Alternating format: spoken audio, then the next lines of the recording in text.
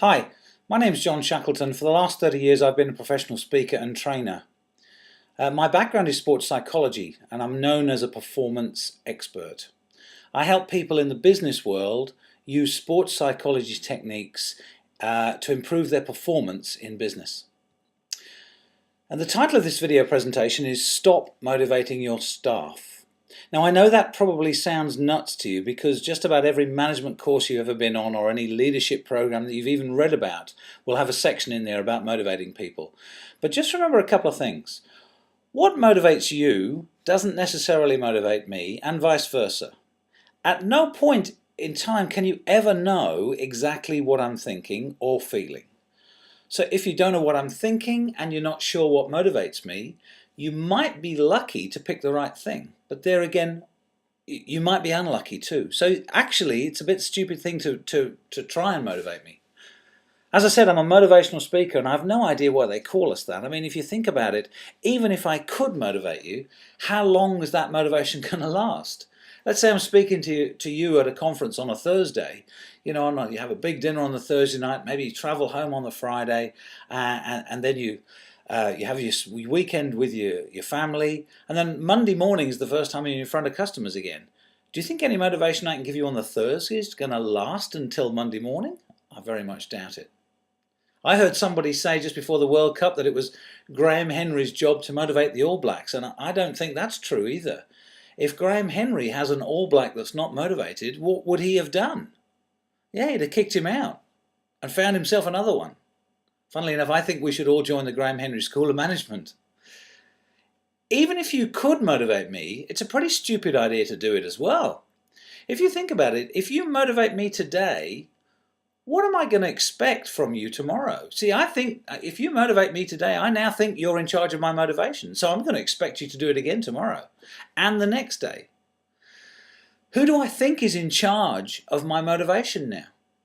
When I'm down or going through a tough time or in a difficult situation, who is it I'm going to need? When I'm out there in front of a client by myself, who do I need to pep my motivation up now? Because you've conditioned me that you're in charge of motivation.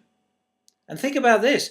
If you've motivated me today, am I a stronger individual or am I weaker? Actually, if you think about it, I'm weaker because now you've taught me that I'm not in control of my motivation, you are. And another question, do you have time to spend motivating every single one of your staff every day? No. So I think motivating people is a pretty stupid idea. The truth of the matter is that you can't motivate me without my permission. Have a look at this clip. Motivation's amazingly important. My father retired at the age of 60. By the time he was 62, he'd had 2 heart attacks. After the second heart attack, he went to his doctors and the doctor said to him, and he used these 10 simple words, if you don't change your lifestyle, you'll be dead in 6 months. Now, I'm a health and fitness freak and I've been banging on to my dad about quitting smoking and changing his diet and taking up exercise for years. He didn't take any notice of me, did he? I'm his son, what do I know? But the doctor says those 10 simple words and bang, my father immediately changed. My father walked out of his office a non-smoker. He immediately changed his diet. And at the age of 62, he took up exercise. He started walking 5 kilometers a day. He's now 85, and we've no idea where he is. No.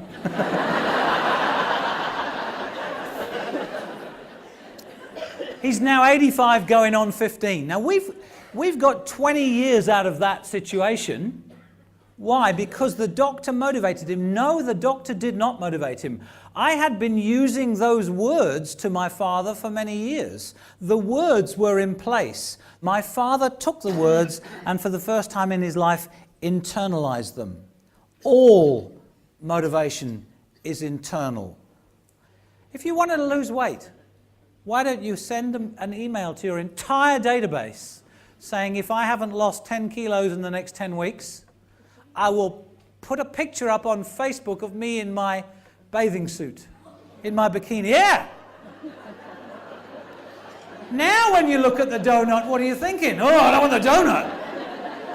That's motivation. If all motivation is internal, then your job is not to motivate me. Your job is to inspire me. inspire me to take personal responsibility with that motivation. And you can do that by telling me stories of success and leading from the front, leading by example and showing me how it's done. Some of the things to think about. Your team. Think about this. Who needs more motivation? Is it the top person or the lowest performer? Which one leads the most motivation? Probably the lowest performer, right? So what does that tell you about the top performer? Doesn't it tell you that they have learned how to motivate themselves? And that's what you want all of your team to do, right? Whose job is it to motivate you? Whose job is it to motivate the managing director or the CEO?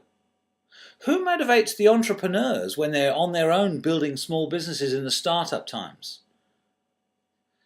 And here's some interesting thoughts. Mahi Drysdale is a pretty top performer, right? Valerie Adams, again, world champion and Olympic champion. Who motivates them? Who do they think is responsible for their own motivation? I'm sure you'll understand that they take personal responsibility in that matter. So I'm asking you, please, would you stop motivating your staff? It's not actually teaching them any personal responsibility at all. It's making them weak and it's making them lazy. We need to teach people that motivation is their own responsibility.